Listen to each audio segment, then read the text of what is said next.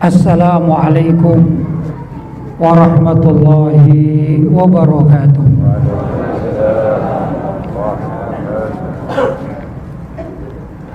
Alhamdulillah, wassalatu wassalamu ala rasulillah Sayyidina Muhammad ibn Abdillah wa ala alihi wa sahbihi wa man walah, wala hawla wala quwwata illa billah, amma ba'd. Hadratul mukarramin, ma'asyiral ulama al-fudala, ma'asyiral asatidha al-kurama, para sesepuh bini sepuh yang kita muliakan dan kita taati,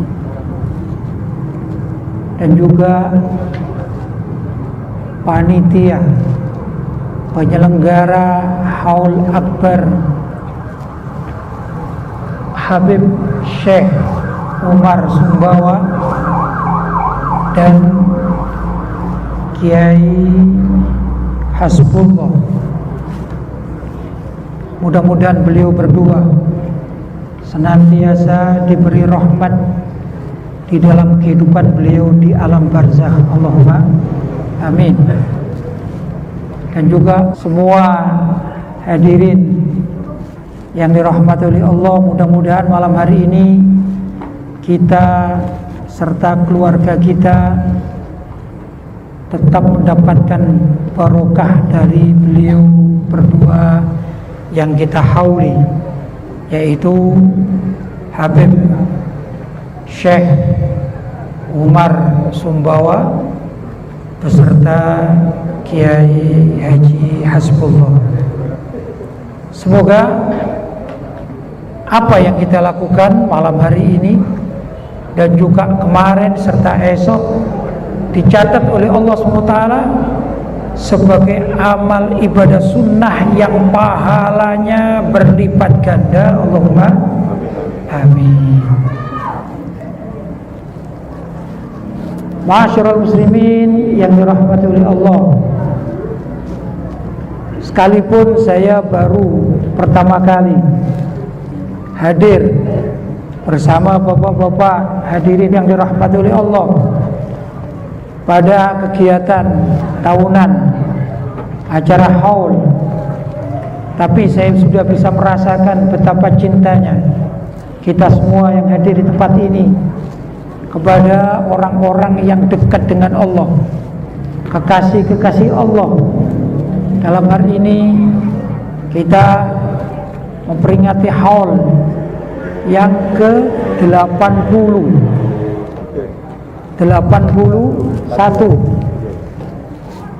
Ini luar biasa.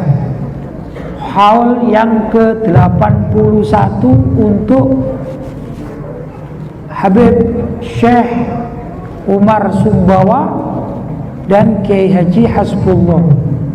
Ini sungguh sangat luar biasa. Ini membutuhkan istiqomah yang perlu terus-menerus digalakkan. Dan mudah-mudahan kita kemudian generasi-generasi penerus kita akan tetap setiap tahunnya mengadakan kegiatan ini sampai kita semua dipanggil oleh Allah SWT. Allahumma amin. Saya tentu tidak banyak mengetahui sejarah hidup beliau berdua, dan bapak-bapak sebagai warga setempat jauh lebih tahu daripada saya tentang bagaimana kiprah beliau berdua ini. Tapi saya yakin sebagai kebiasaan bahwa orang-orang yang dekat dengan Allah dan jasa-jasanya dikenang oleh masyarakat setelah beliau tidak ada, pasti beliau adalah orang yang ahli istiqomah dalam suatu kebaikan. Pasti beliau ini mempunyai suatu istiqomah dalam kebaikan. orang yang istiqomah dalam suatu kebaikan, ibadah, sunnah.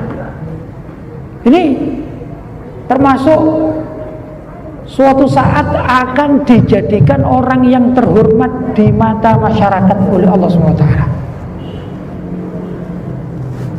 Dan orang-orang yang ahli istiqomah itu mendapatkan derajat yang tinggi di sisi Allah, dan mereka diberi derajat yang mulia di hadapan umat Islam dari tahun ke tahun, bahkan sampai beliau-beliau itu dipanggil oleh Allah, maka amalan istiqomahnya masih berpengaruh.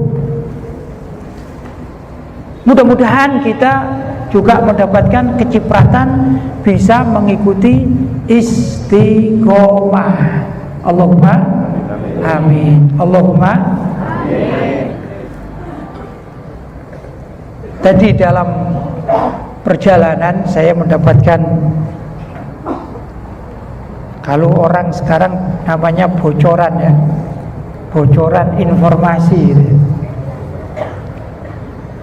Katanya yang namanya Habib Syekh Umar Sumbawa ini mempunyai suatu keramat di zaman Belanda, yang ringkas cerita beliau ini beberapa kali dibuang ke laut, tapi subhanallah kembali lagi ya ke tempat semula sampai dimakamkan di situ ya. Secuple ini, saya mendapatkan keterangan secuple ini, saya yakin bahwa beliau termasuk waliun minal aulia, termasuk kekasih Allah, waliullah, karena beliau diberi suatu keramat yang sangat luar biasa di zaman penjajahan Belanda, tapi beliau sudah memiliki suatu keramat yang sangat nyata. Betul Pak? Betul? Panjenengan jauh lebih tahu daripada saya karena saya orang Malang. Tapi untuk mendapatkan keramat semacam demikian ini tidak mudah. Allah tidak sebarangan untuk memberikan keramatnya kepada seseorang, kecuali kalau orang tersebut memiliki istiqomah dan menjalankan syariat sesuai dengan perintah Allah serta menjauhi larangan-larangan Allah. Tidak mungkin suatu keramat diberikan kepada orang yang ahli maksiat. Tidak mungkin.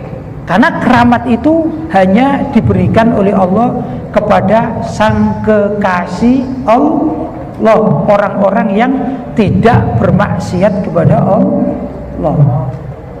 Kalau ada orang sakti, mohon maaf sakti ya, sakti tidak harus keramat, sakti tidak harus keramat.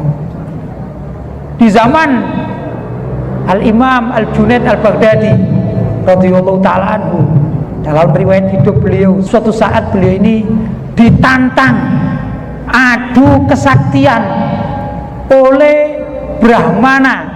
Brahmana itu adalah tokoh-tokoh Hindu atau Buddha. Ditantang, maka beliau Imam Junaid Al-Baghdadi menyanggupi, baik kita kumpulkan masyarakat di tanah lapang atau di lapangan, tapi ada perjanjian, kalau saya kalah, katanya Imam Junaid Al-Baghdadi, saya akan tunduk kepadamu wahai Brahmana.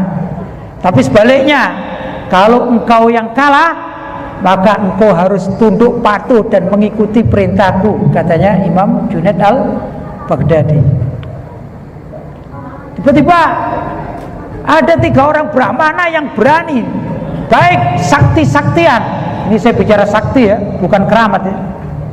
Subhanallah, tatkala masyarakat dikumpulkan di lapangan, maka Imam Junaid Al-Baghdadi mengatakan, kalian dulu, jangan saya. Saya ingin tahu seberapa kesaktian kalian. Subhanallah, subhanallah. 3 orang Brahmana ini dia duduk bersila demikian, seperti kalau zaman sekarang namanya yoga, ya, dengan semedi, baca-baca mantra-mantra tertentu. Maka Allah mengizinkan 3 orang ini bisa terbang, padahal dia orang kafir bisa terbang. Ini sakti. Tapi bukan berarti orang yang diberi kesaktian ini pasti wali kekasih Allah, tidak. Terbang, layang-layang. Wah, itu masyarakat sudah mau takluk, sudah mau mengatakan kalau gitu saya akan ikut agamanya Brahmana. Kata masyarakat yang ada di sekitar situ, baik yang kafir maupun yang muslim, mau tertipu, mau ikut agamanya orang sakti. Bapak-bapak dan saudara-saudara yang dirahmati oleh Allah, menurut para ulama, kesaktian yang diberikan oleh Allah kepada orang-orang non-muslim, orang kafir, namanya istidraj. Namanya istidraj, bukan karamat, bukan karomah. Istidraj namanya. Nah, tatkala Brahmana-Brahmana ini sudah melayang-layang, menarik perhatian masyarakat, dan saat itu masyarakat sudah mulai hatinya ini goyah. Yang semula Islam mulai goyah karena kesaktian Brahmana ini. Maka Imam Junaid al-Baghdadi dengan seizin Allah SWT, beliau melepas terompahnya. Apa terompah? Sandal yang dari kayu, bakiak, ya, bakiaknya itu dilepas sama beliau. Maka diperintahkanlah, hai terompah, kamu kejar itu Brahmana. Maka Imam Junaid dengan keramatnya, diizinkan oleh Allah SWT dengan keramatnya, karena beliau seorang waliun minal aulia yang senantiasa melaksanakan syariat perintah Allah dan meninggalkan larangan-larangan Allah. Maka dengan seizin Allah, terompahnya Imam Junaid al-Baghdadi terbang tinggi. Subhanallah, terompah itu diperintahkan, kamu pukul itu kepalanya 3 Brahmana. Maka diketoklah, cedas, cedas, cedas oleh terompahnya sang imam, dan jatuhlah Brahmana-Brahmana tersebut. Maka sang imam mengatakan, itu baru terompahku yang terbang, belum aku sendiri. Kalau aku sendiri tentu sudah tidak hidup kalian. Maka berkat keramatnya ini, Allah SWT menjadikan masyarakat setempat beriman kepada Allah Subhanahu wa ta'ala, karena karomah yang diberikan oleh Allah kepada wali Allah, kekasih Allah, yaitu Imam Junaid al-Baghdadi radhiyallahu ta'ala anhu. Luar biasa, luar biasa. Bedanya keramat dengan kesaktian. Dukun itu kan banyak yang sakti, ya. Dukun itu sakti, bisa kirim santet, ya dah? Bisa kirim orang, maaf, kadang-kadang lelaki pun seperti hamil, ya, padahal ternyata isinya adalah santet. Itu kalau bukan orang sakti tidak mungkin melakukan yang demikian. Tapi dukun-dukun yang sakti itu namanya bukan wali. Betul? Betul? Kenapa? Karena dia diberi istidraj. Itu kata orang Jawa, dilulu kesaktian oleh Allah, diberi kemurahan kesaktian oleh Allah. Agar apa? Agar tambah kafir, tambah murtad, tambah syirik, sehingga besok di akhirat oleh Allah diberi siksa yang berlipat-lipat ganda atas kesyirikannya. Na'udzubillahi min dzalik. Kalau wali kekasih Allah diberi karomah, keramat.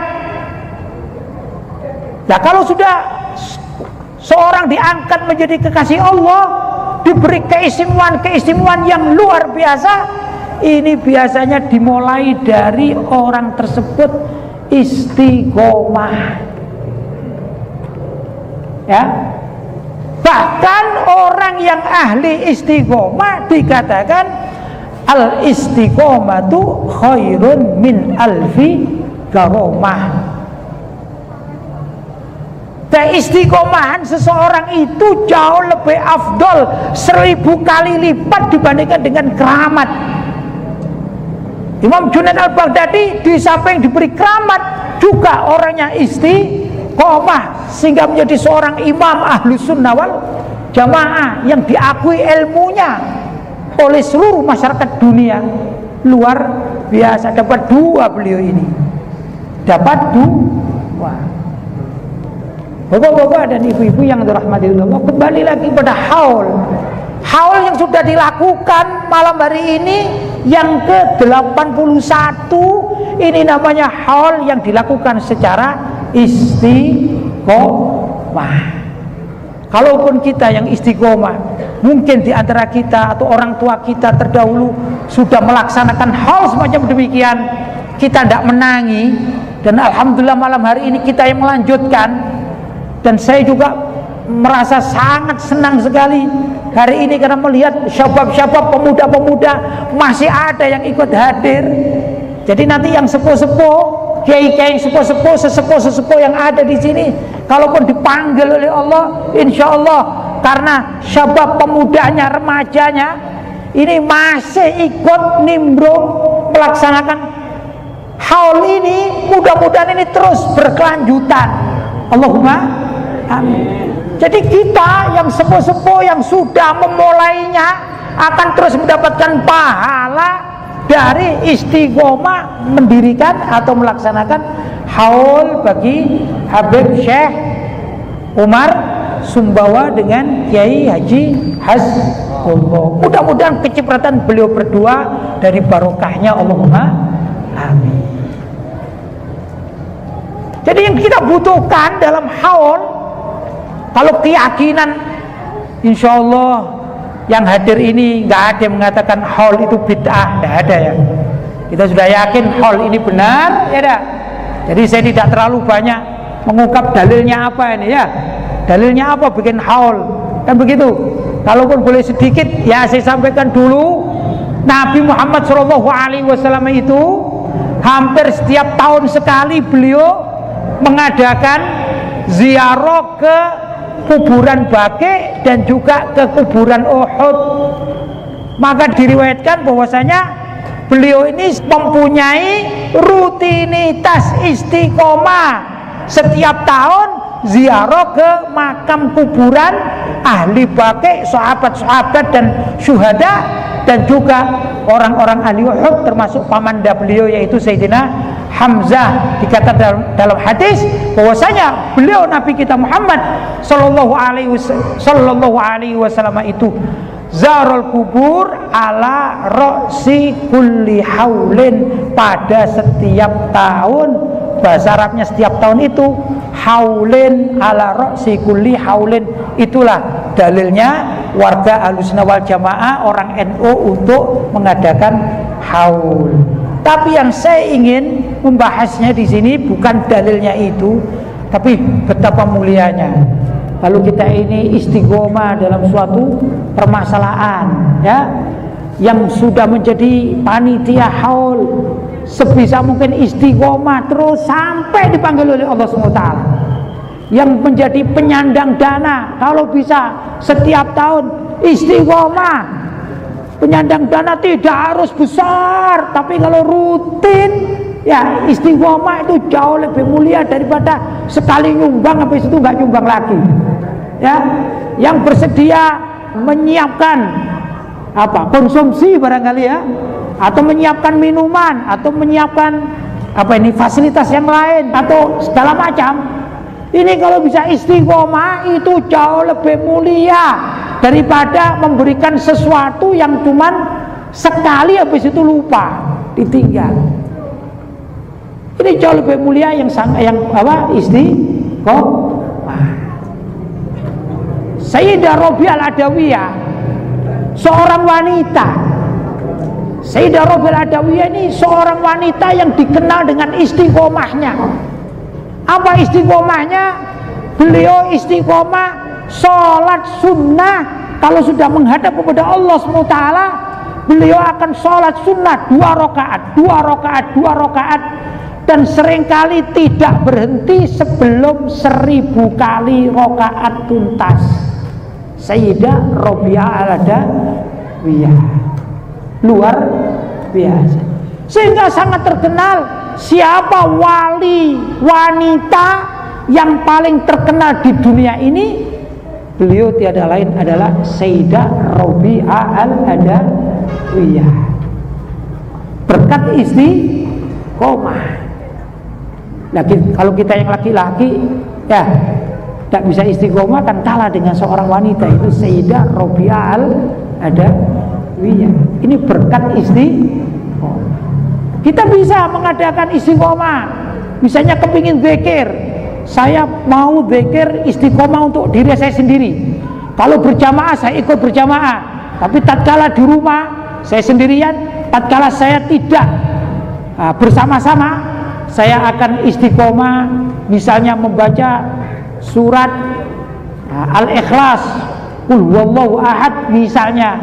Dalam satu hari saya akan rutin 50 kali misalnya, demikian rutin. Ini kalau dia rutin terus berjalan sampai dipanggil oleh Allah, ini namanya orang yang punya istiqomah. Jadi orang yang punya istiqomah dalam kehidupannya ini pasti akan diangkat derajatnya oleh Allah Subhanahu wa ta'ala. Ya, perlu apa? Istiqomah. Terserah kita, apalagi bapak-bapak, saudara-saudara ini warga Surabaya ya, warga Surabaya. Kita kan dekat dengan Ampel, betul?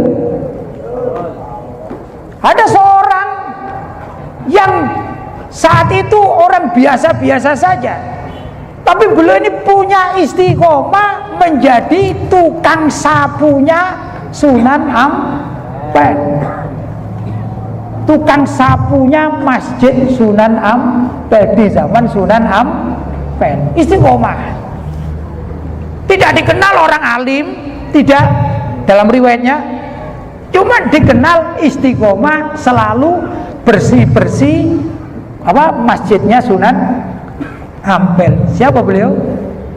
Mbah Soleh. Mbah Soleh punya keramat enggak Mbah Soleh? Punya keramat. Berapa kuburannya? Berapa kuburannya? 9 ya? Berapa Gus? 9, 7 ya? Berapa kuburannya? 7 ya, mudah. Kalau saya pernah dengar 9, saya pernah baca 9. Alhamdulillah 9 ya. Voting, suara voting ya. Balik lagi, kita tahu Mbah Soleh. Sejauh saya membaca sejarah Sunan Ampel dan juga saya membaca sejarahnya Mbah Soleh, tidak ada kalimat yang mengatakan bahwa Mbah Soleh itu orang alim, tidak ada kalimat itu. Tapi yang saya baca, Mbah Soleh adalah tukang sapunya Sunan Ampel untuk membersihkan masjid beliau secara istiqomah, khidmat, istiqomah khidmat. Tapi keistimewaannya luar biasa. Ya tentu generasi kita tidak pernah hidup dengan generasi beliau, itu tentu. Jadi hanya bisa cerita lewat sejarah yang dibaca serta yang didengarkan, itu pasti. Kita mengenal Habib Syekh ya, ini juga dari cerita mulut ke mulut, betul? Lisan ke lisan, dari orang tua terus ke anaknya, ke cucunya, kan begitu. Dan kita yakin kebenarannya, karena yang menceritakan kepada kita ini adalah orang-orang yang baik, orang-orang yang soleh, betul? Betul? Mbah Soleh yang saya baca dan saya dengarkan, ini beliau menjadi bijak, menjadi orang yang bisa menyelesaikan permasalahannya bukan tatkala Wali Songo siapa? Sunan Ampel hidup, tidak. Tapi tatkala Sunan Ampel sudah wafat, maka tiba-tiba orang yang memang senangnya ini khidmat, membantu Sunan Ampel, tatkala ada masalah ternyata masyarakat ini merujuk kepada beliau. Kenapa? Ya dianggap paling sepuh. Maka ada bahasa para sesepuh dan bini sepuh. Ya, biasanya dai-dai itu kan yang kami muliakan para ulama dan tokoh masyarakat. Kami muliakan sesepuh dan bini sepuh. Arti sesepuh dan bini sepuh tidak harus ulama. Ada orang biasa yang orang soleh, ahli masjid. Di sini kebetulan ceritanya tadi Mbah Soleh adalah ahli pembersih atau kebersihan masjid. Karena beliau ini sepuh, maka masyarakatnya ini kalau ada masalah-masalah harian yang tidak bisa dipecahkan oleh masyarakat, konsultasi kepada Mbah Soleh, dan selalu dipecahkan masalah itu. Kenapa? Subhanallah, dapat kecipratan keramatnya siapa? Sunan Ampel. Kemudian beliau wafat. Maka suatu saat setelah beliau wafat, bergulir hari demi hari, tahun demi tahun, terus ada masalah yang ternyata susah untuk dipecahkan bersama. Maka tiba-tiba Mbah Soleh muncul, ya dah, kemudian menyelesaikan permasalahan masyarakat setempat. Setelah selesai teruraikan dan sudah clear semuanya, maka Mbah Soleh dipanggil lagi oleh Allah SWT, wafat, dikuburkan di makam sebelahnya. Demikian terus berulang-ulang sampai 9 kali. Kenapa? Karena beliau ahli istiqomah. Istiqomah dalam bab apa? Beliau istiqomah dalam berkhidmat, menyapu, membersihkan masjidnya Sunan Ampel. Mungkin seperti kalau zaman sekarang, maaf ya, kalau bahasa umum dikatakan, siapa Pak Fulan ini? Oh, tukang sapunya masjid, kan begitu ya. Jangan kira tukang sapunya masjid tidak mulia di sisi Allah. Kalau istiqomah, maka menjadi orang yang sangat luar biasa. Al-istiqomatu khairun min alfi karamah. Itu bagi masyarakat yang tidak mampu, mau amar ma'ruf belum mampu, tidak tahu ilmunya, mau nahi mungkar belum mampu, tidak tahu ilmunya, ya dah, maka bisa berkhidmat. Misalnya di sini ya kayak demikian, mengadakan haul. Wah, saya tidak bisa, saya tiap tahun harus mencarikan dana. Ini jangan diberikan orang lain. Saya kepingin istiqomah mencarikan dana misalnya. Untuk apa dana? Untuk pelaksanaan haul. Kalau dia lakukan secara istiqomah sampai dipanggil oleh Allah SWT, walaupun tidak ditampakkan keramatnya seperti Mbah Soleh, tapi orang macam demikian ini pasti sangat mulia di sisi Allah Subhanahu wa ta'ala. Mudah-mudahan kita bisa masuk di dalamnya, Allahumma amin. Saya juga ingin menyampaikan, ada seorang ulama yang istiqomah. Ini bukan orang Indonesia ya, tapi orang zaman dahulu kala, yaitu orang Mesir. Beliau sering saya ceritakan ini, karena di dalam setiap kesempatan ini baik diceritakan, khususnya bagi para ulama, bagi para ustadz, para guru ngaji, ya, dan juga bagi tokoh-tokoh masyarakat yang memang tugasnya membantu masyarakat. Kan ada tokoh masyarakat yang memang senang loyal kepada masyarakat.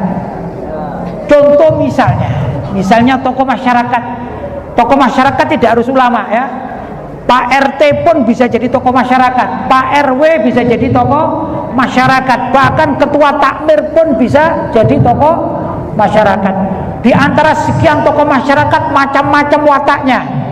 Ada yang memang ya sudah mengurusi, kalau misalnya lurah ya yang penting ngantor ya, menyelesaikan tugasnya di kantor, ya pulang menjadi bapak rumah tangga ada.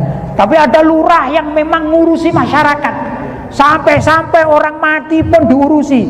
Jangankan mati dalam artian memerlukan kafan, bahkan kalau bisa bantalan mayat ini sama Pak Lurah diurusi. Aku aja yang urusi karena aku memang kepingin khidmat kepada masyarakat. Ada yang kayak demikian ini. Ya, macam-macam tokoh masyarakat. Ada yang tokoh formal, juga ada yang tokoh yang non formal. Misalnya ada seorang haji, ini tidak jadi apa-apa, jadi RT tidak pernah, jadi RW tidak pernah, jadi lurah tidak pernah, jadi camat tidak pernah, apalagi jadi presiden, sama sekali tidak pernah. Ya, tapi subhanallah, ini Pak Haji ini bisa dikatakan kiblatnya masyarakat. Maka segala kampung itu dari ujung ke ujung, kalau ada masalah, sampai RT-nya kalah, RW-nya kalah, lurahnya kalah, camatnya kalah, presidennya kalah sama Pak Haji ini. Kenapa? Karena dia loyal kepada masyarakat. Ada yang demikian itu. Ya, sehingga semua permasalahan masyarakat rujuknya kepada Pak Haji ini. Mungkin saya gambarkan tadi Mbak Soleh tadi itu ya. Ada yang demikian, tokoh masyarakat. Ya. Nah, macam-macam tokoh masyarakat. Di antara tokoh masyarakat ada yang namanya para ulama. Di antara para ulama tentu ada kriteria-kriteria. Tingkatan tertinggi di kalangan tokoh ulama itu adalah mujtahid.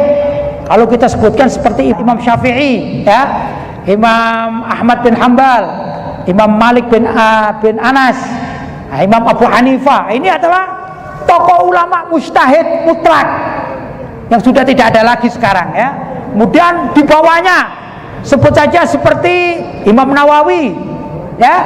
Di bawahnya lagi seperti Imam Ibnu Hajar, Ibnu Khaldun dan lain sebagainya, sampai di bawah-bawahnya lagi sampai kepada ulama-ulama tokoh-tokoh Indonesia semacam Ki Haji Hasyim Asy'ari misalnya.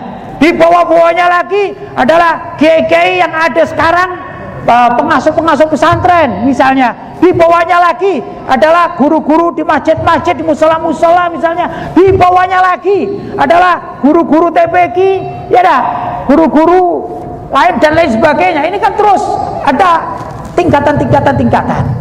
Ini juga adalah tokoh-tokoh masyarakat. Ini kalau istiqomah, maka akan menghadap kepada Allah dalam keadaan terhormat. Istiqomah apa?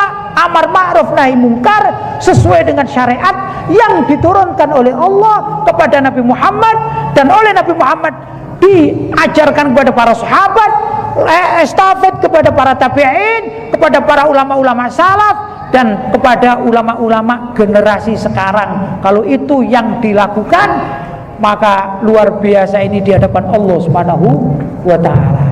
Dulu di Mesir ada seorang syekh alim bernama Syekh Abdullah bin Wahab al-Masri radhiyallahu ta'ala anhu. Beliau ini ya ulama dan tokoh masyarakat. Ya, kalau saya gambarkan di Indonesia, barangkali beliau ini adalah ulama yang dai keliling kemana-mana, tidak pulang-pulang ke rumah, ya. Jadi rebutan waktunya itu antara masyarakat dengan keluarganya, ya, rebutan. Ya, sampai ringkas cerita, beliau hidup di Mesir. Mesir itu ya di Kaironya itu kota. Saya katakan Kairo itu barangkali seperti Surabaya, ya.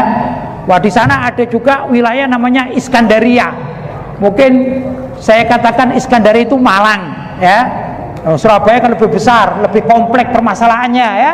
Sedangkan Malang ini ya kota tapi kota kecil, mungkin lebih khusyuk, lebih tenang begitu, ya.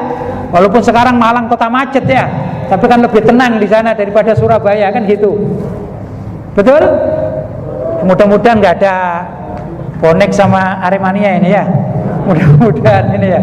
Katanya wah itu bahas Persebaya ini perlu dikeroyok ini. Bukan, saya contohkan, ya. Nah, ini Imam Abdullah atau Syekh Abdullah bin Wahab al-Masri setiap harinya waktunya habis ngurusi masyarakat. Yang ngajar, ya ada dialog, yang kadang-kadang ada orang datang ke situ, maaf punya hutang pun ya harus lapor kepada Syekh Abdullah minta solusi. Ya, anaknya sakit, wong anaknya sakit gigi. Sakit gigi katanya syekhnya ya ke dokter. Enggak, saya kalau enggak disuwuk enggak mantep saya, ya. padahal giginya sudah lobang, kalau tidak disuwuk tidak mantap. Kan begitu banyak, kiai kan begitu ya, banyak sekali ya. Wah, saya punya cerita kalau yang demikian ini. Saya pernah ada ya orang Islam, Masya Allah, kebetulan bermasalah urusan mobil. Jadi bukan nakal gitu, salah beli mobil bodong, dibeli gitu loh isanya, enggak nakal ya. Akhirnya berurusan sama polisi. Akhirnya datang ke saya ini mau dipenjara. Kenapa? Saya enggak tahu mobil bodong saya beli, saya enggak ngerti. Ada suratnya ternyata palsu. Ini saya ditangkap, kapan ini ada suratnya sekian. Ringkas cerita begini aja, kalau nanti sama nasibnya ditangkap ya baca ini ya, baca salatul darak itu. Bismillahirrahmanirrahim. Assalatu wassalamu alaika ya sayyidi Rasulullah, qad dapat hilati adrikni sari'an ya Rasulullah. Sudah baca itu aja sambil merem seapal-apalnya sudah. Saya tuliskan ini, baca bahasa Arab nggak bisa, repot. Saya tuliskan pakai bahasa apa namanya, Latin itu. Ya saya nggak tahu bacanya bener apa enggak bener. Subhanallah, ditangkap ini. Akhirnya sudah ditangkap, saya dengar dari keluarganya dia ditangkap. Waduh, masuk ini. Ya karena beli mobil bodong. Ya orang lugu, dia ini lugu, orang baik, bukan orang nakal dan bukan penjual beli mobil, bukan, orang biasa. Pingin mobil, nggak punya duit, cari yang murah, ternyata mobil bodong, nggak pakai surat, begitu loh maksudnya ya. Terpaksa masuk penjara ini. Subhanallah. Ini kalau tidak salah, saya dengarnya, waduh, saya minimal itu kena 1 tahun dan segala macam. Ternyata di dalam itu baca, ijazah dibaca sama dia, dibaca. Katanya nggak sampai sebulan, beberapa minggu ada orang datang nyambangi saudaranya yang di penjara juga. Akhirnya kenalan sama bapak ini yang saya ke ijazah itu ya. Akhirnya dibebaskan ini. Subhanallah, keluar. Akhirnya datang pada saya, cerita. Alhamdulillah, saya baca dan katanya orang Jawa mandi dong ini. Saya bilang, yang mana sih? Sama baca yang mana? Loh, yang ijazah dari sampean nih. Saya juga lupa yang mana. Ya, saya bilang saya juga lupa. Namun saya belum pernah di penjara dan belum ngamalkan, jadi ya hafal kan begitu ya. Lucu, belum pernah mempraktekkan, saya belum pernah. Ini yang diijazai praktek dan lolos. Subhanallah, istiqomah dia terus baca sampai yang luar biasa. Allah memberikan suatu keramat ini luar biasa. Ini rupanya yang suka jualan mobil bodong ini minta ijazah ini ya. Baik, saya lanjutkan. Syekh Abdullah, kembali lagi kepada Syekh Abdullah. Syekh Abdullah ini didatangi orang-orang semacam demikian. Ringkas cerita bapak-bapak, bahwa dari usia muda sampai usia 65 tahun urusannya Syekh Abdullah itu ngurusi masyarakat. Ya ngajar kitab, ya ceramah, ya ini, ya konsultasi. Pokoknya tidak pernah lepas dari tamu dan tamu. Pokoknya ini Syekh Abdullah sampai mengatakan pada dirinya, lah kalau hidupku kayak begini, kapan saya akan sujud lama kepada Allah SWT? Saya membaca riwayat tentang Sayyidah Rabi'ah Adawiyah, kalau sudah sholat sampai 1000 rakaat, kapan waktunya saya?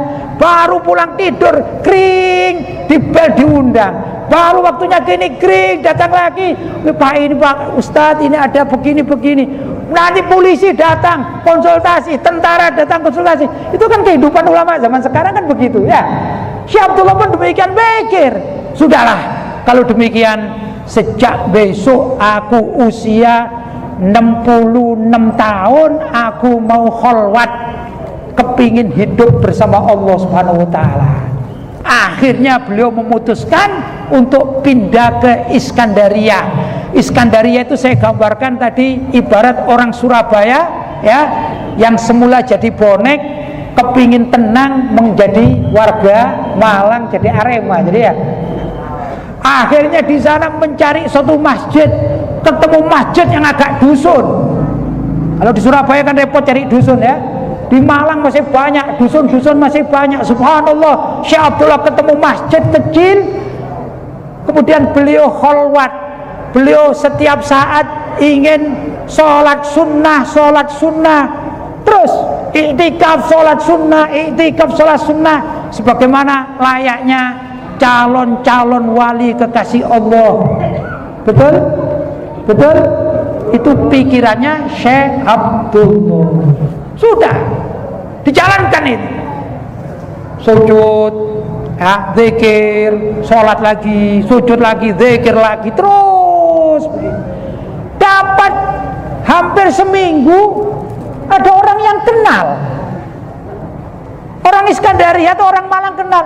Ini kayaknya Syekh Abdullah ini ya, yang alim itu ya. Akhirnya ngomong sama kawan-kawannya, wah alhamdulillah ya, di Iskandaria sekarang sudah ada orang alim. Kita kedatangan orang alim, gak usah repot-repot pergi ke Surabaya, cukup di Malang. Wah, akhirnya datang orang-orang ke Syekh Abdullah. Setelah datang berkata, assalamualaikum, apakah bapak ini Syekh Abdullah? Apakah Syekh ini namanya Syekh Abdullah? Iya. Wah, alhamdulillah sekarang Syekh ada di sini bisa menjadi pengayom kita. Ya, nanti kalau kita punya masalah-masalah, alhamdulillah sudah ada yang memecahkan. Wong lari dikejar masih ya. Itu repotnya jadi ulama, itu lari dikejar. Betul ya? Itu repotnya. Itu subhanallah.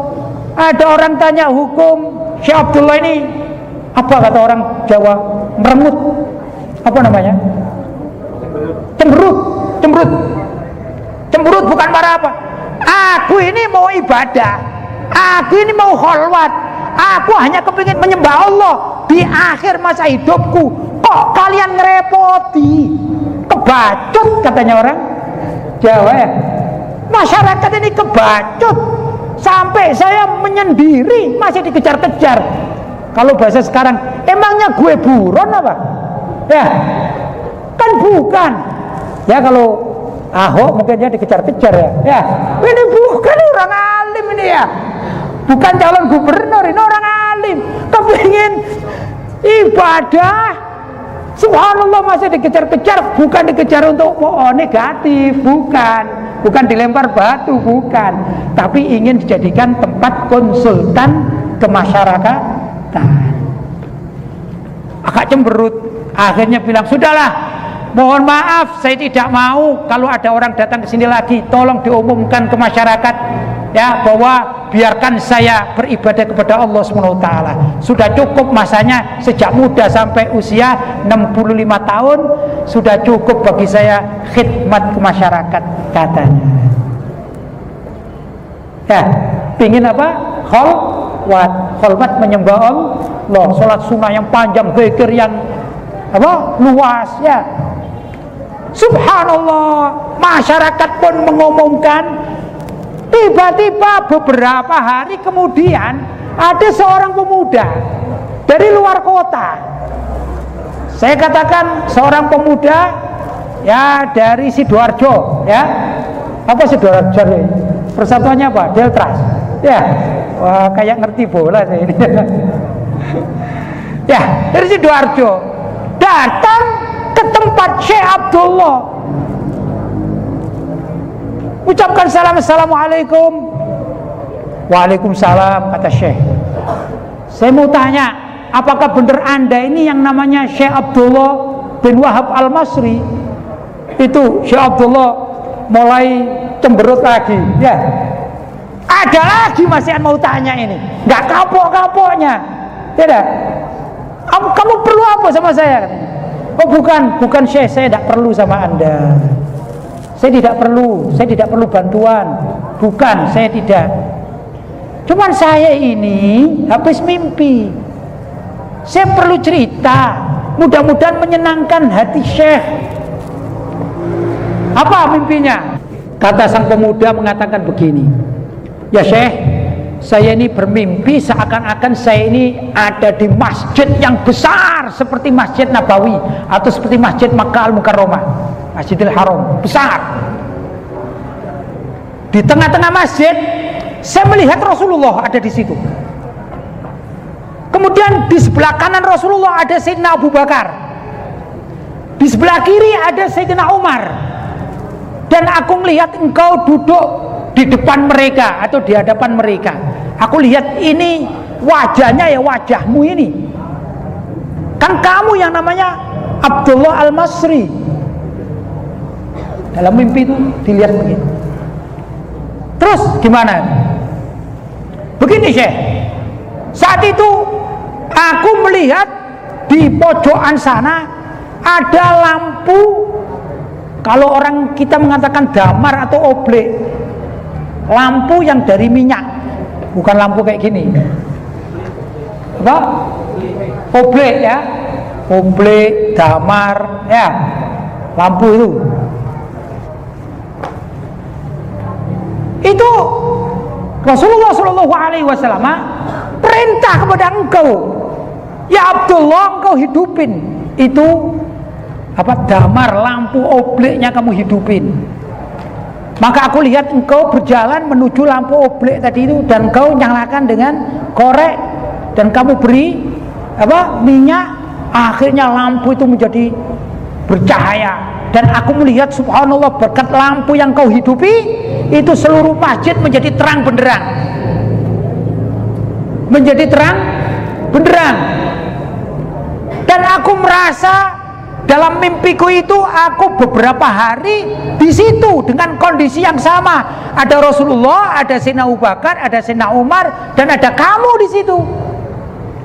Tapi setelah engkau hidupkan itu, beberapa hari berikutnya ternyata lampunya ini sedikit demi sedikit minyaknya habis dan sudah kerlap-kerlip ya, sudah mulai akan punah atau akan padam ya, katanya kan ceplit kan gitu ya, habis minyaknya. Terus aku dengar Sayyidina Abu Bakar bertanya kepada Rasulullah, ya Rasulullah, kenapa lampu oblek itu kok sekarang menjadi mau padam? Kenapa? Yang aku dengar dan tidak aku sangka, Rasulullah mengatakan, ini semua gara-gara Abdullah, ini perbuatan Abdullah Al-Masri. Jadi Syekh, aku hanya ingin cerita, Masya Allah, ternyata engkau ini dalam hidupmu diawasi Rasulullah ternyata. Itu ya ikhwan, ma'asyiral muslimin. Syekh Abdullah nangis sejadi-jadinya. Anak pemuda ini tidak tahu maksudnya dan tidak tahu riwayatnya bagaimana, tidak tahu. Tapi Syekh Abdullah selaku orang alim yang bijak, diberikan banyak keistimewaan oleh Allah, beliau paham bahwa beliau ini tugasnya adalah ngurusi umat, bukan ngurusi diri sendiri untuk kholwat, ibadah, zikir, sholat kepada Allah. Tidak mentas-mentas, bukan itu tugasnya. Istiqomahnya adalah meladeni atau membuka bantuan kepada masyarakat, itu tugasnya.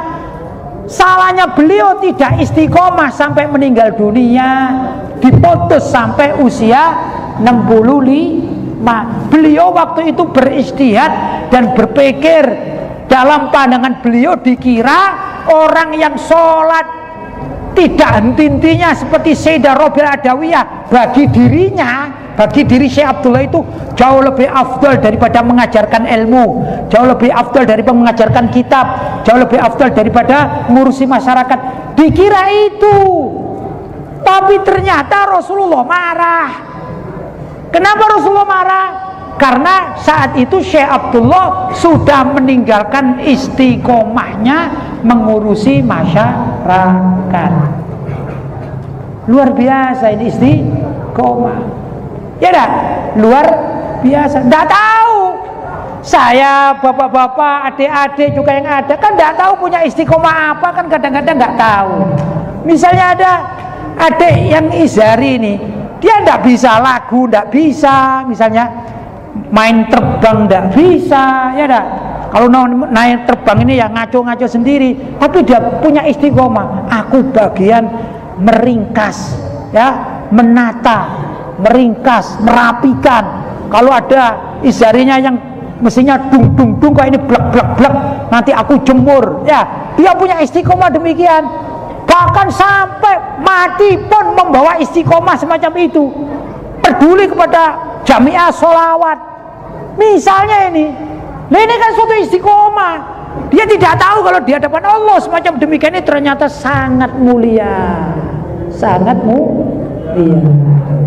Karena itu bapak-bapak, saudara-saudara, walaupun kita secara zahir ya, kita bukan wali-wali kekasih Allah secara zahir, ya dah. Bukan seperti yang diceritakan seperti tadi siapa?